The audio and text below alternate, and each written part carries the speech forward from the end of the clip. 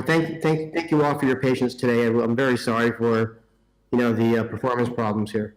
So my name is Thomas Howe. I'm the CTO of 10 Digit Communications. I want to talk a little bit about form factor design, or the subtitle, why adding SMS won't solve your customer interaction problems.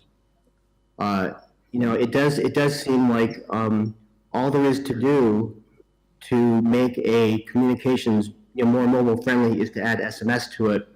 But I'm going to contend that that instinct is wrong. So before we get into that, let me just set up a quick example so we understand kind of what we're talking about here. So, about 30 years ago, when people like us designed communications equipment, in business phone systems in particular, we decided that an important problem for us to solve was to talk to an employee in a company. And so in order to solve that problem, we designed a system. It worked like this. You would call the company, listen to what the IVR said.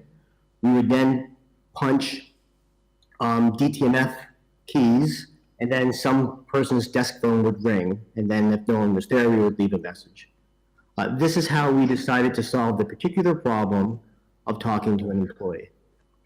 Now, the reason why I call this out is because imagine if no phone systems existed today and you had to solve the exact same problem.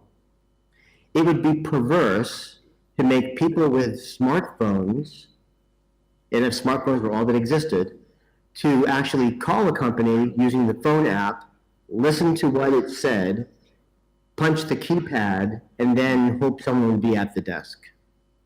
What we would actually do is this. We would send a text message to the company saying, I want to talk to accounting. And then someone in accounting would text me back. Now, that is a much better experience in every way. And it only required SMS. Now, I think this is a clue, which is this is much better than what we were having to do before, but it's not entirely better. And I think the clue that it brings to you is that good design has to center on form factor.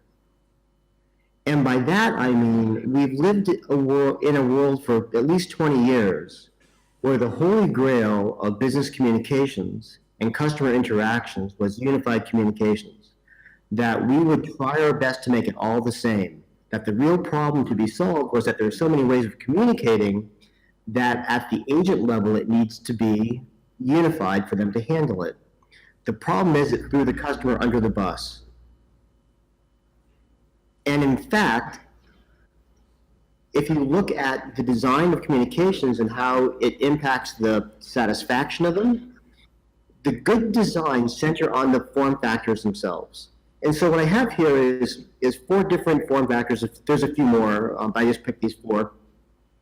Just to point out that each form factor has a different set of capabilities that you could use to facilitate a communication. So as an example, smart speakers are very good sets of a communication form factor when voice is all you have, and more, what's coming back at you has a sound quality aspect to it. Now, of those form factors, the thing which distinguishes the smartphone isn't just that it can send SMS. Of course it can, but it also provides a camera and a mobile browser. And as you start to understand and implement customer interaction design, it's these 4 capabilities which are actually the 4 capabilities which are your palette for designing customer interactions.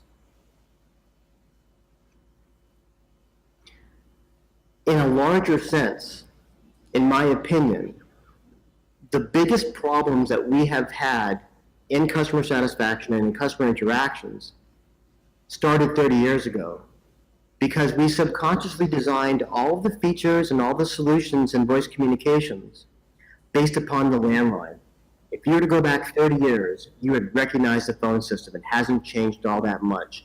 And our decisions around how these things were put together were limited by the palettes we had. The only thing a landline can do is make a phone call. It has DTMF. And the result is that business phone systems weren't designed for what's real, what we actually do today. We actually carry smartphones. We do not call from our kitchens.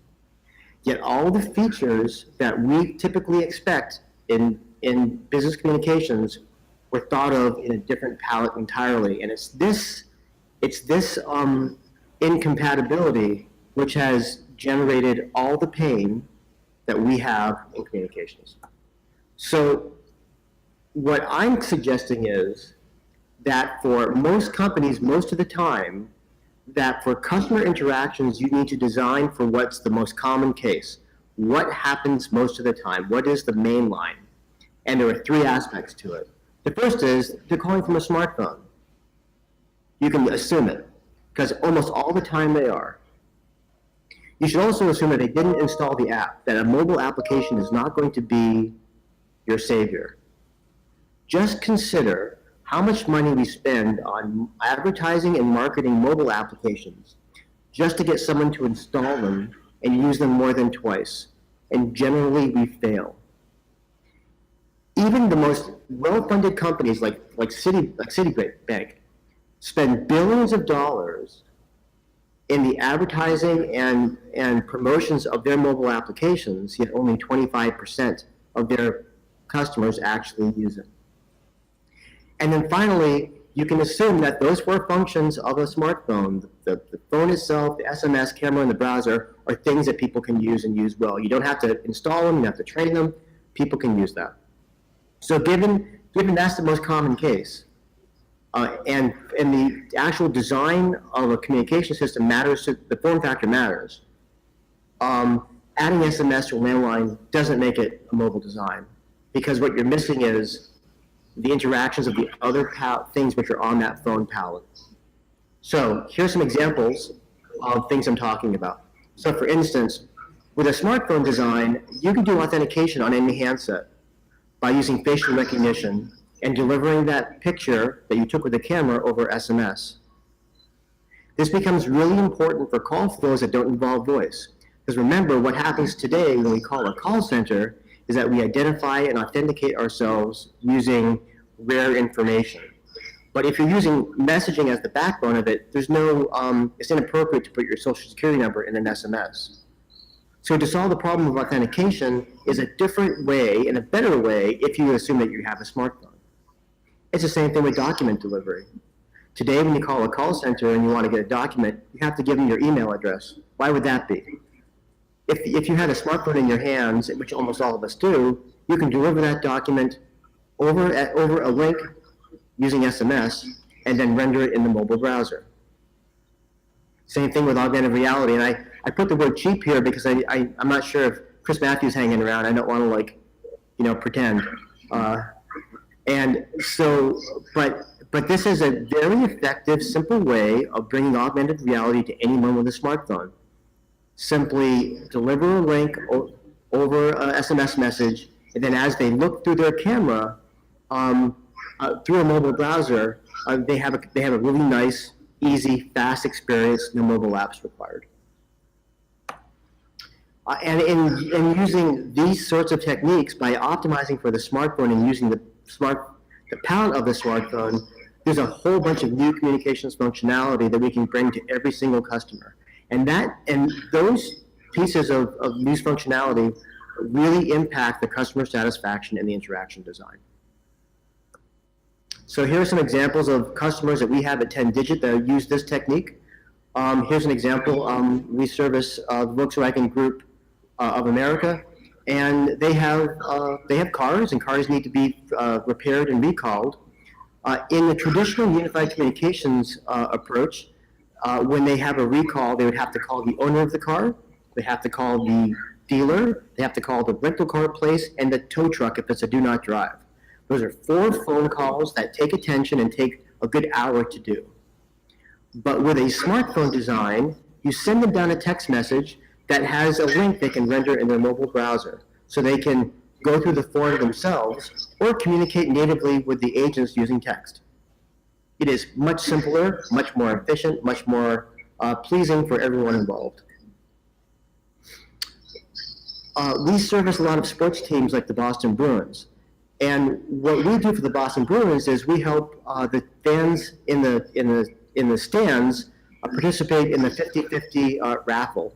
And to do that, there's a phone number that's on the Boston Bruins and the Fleet Center's signs that says, text this number if you want to play the 50-50 raffle. And you text it, a link comes down to your phone, which renders in your mobile browser, allowing you to take out your credit card, play the 50-50 raffle, and knock it out of your seat.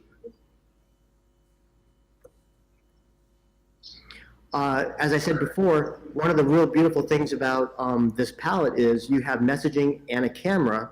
So why can't you take a picture of your face and a picture of your license and validate yourself quietly and more securely? We can validate that it's a real ID, validate the face matches the face on the ID, much more friendly, much more efficient, and can be automated for chatbots, etc. And it wouldn't work on any other form factor but a smartphone. Kind of hard to take a picture of yourself with a browser or a smart speaker. Untold numbers of hours are spent by construction workers who need to get their certificates of insurance to show the foreman and the customer on job sites. And what happens today is you call up the insurance company, you wait on hold, you talk to an agent. At the end of the call, the agent says, I have your certificate of insurance. May I please have your fax number? You're not sitting in an office, even if you had a fax in your office. How much more efficient is it to be able to deliver that certificate of insurance through a link and rendered on the browser? Same deal with upselling on cars. I've got a car in the shop, I'm changing your oil, but hey, look, the brakes have gone bad. Today, it's a phone call, a return call, and an explanation. But how much more efficient would it have been if I could simply take a picture of your brakes and say, hey guy, I know you're in a meeting, but look at your brakes, can I fix them? So we've been able to take this idea of smartphone design into dozens and dozens of teams here in the United States for all these beautiful use cases that didn't require any mobile applications, didn't require anything but the smartphone in our customers' hands. So, the whole point here is, as we're designing customer interactions, design them for the handset, design them for the smart speaker, design them for the actual form factor themselves, because a failure to do so really causes almost all the hard communication problems we face today. It solves on hold, it solves IVRs, it solves drop transfers, all of it. So, thank you very much. Appreciate it.